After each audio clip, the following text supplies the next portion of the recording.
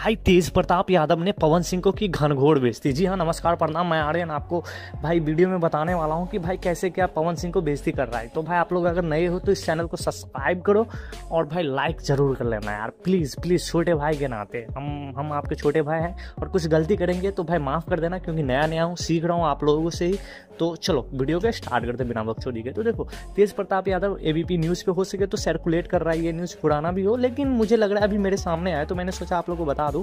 तो भाई तेज प्रताप यादव कह रहा है कि पवन सिंह मेरे गोद में आके बैठे थे, मेरे से पाँव छुए, प्रणाम किए, लेकिन पवन सिंह से मैं बहुत गुस्सा हूँ। पत्रकार जो पूछ रहे हैं कि पवन सिंह से आप बहुत नाराज रहते हो, कहते हैं हाँ मैं पवन सिंह से बहुत गुस्सा रहता हूँ, क्योंकि उन्होंने मेरा फ़ोन नहीं उठाता है, फ़ोन का रिप्लाई नहीं देता है। एक बार मैंने फ़ोन किया बर्थडे में, बट उन्होंने एक बार में तो फ़ोन उठाया नहीं, अपने PA को दे दिया। बोलो ऐसा करना चाहिए? नहीं करना चाहिए ना।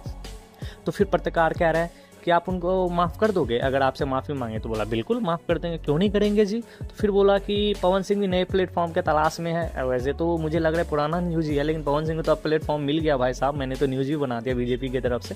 तो उन्होंने बोला फिर कि हाँ माफ़ कर देंगे, अगर मेरे पास आएगा, अगर बोलेगा कि मैं चुनाव लड़ेंगे तो ज़रूर लड़वाएंगे जी, कलाकार में। बाकी अगर बिजी रहना चाहे तो बिजी रहे, मुझे कोई फ़र्क नहीं पड़ता। तो हाँ, पहला मुद्दा ये है कि पवन सिंह मेरे गोद में बैठा, पहुँच हुआ। दूसरा मुद्दा ये है कि पवन सिंह अगर मेरे से माफ़ी मांगेगा तो मैं ज़रूर माफ़ कर दूंगा। तीसरा मुद्दा ये है कि मेरे पास आएगा पवन सिंह तो मैं ज़रूर चुनाव लड़ाऊंगा। तो भाई ये तो बेइज्जती ही हुआ ना, और वैसे भी ये कुछ भी बोल देते हैं। आप लोगों को क्या कहना है भाई, कमेंट में ज़रूर बताना। आज के वीडियो में इतना है, जब तक के लिए बाय बाय, जय हिंद यार।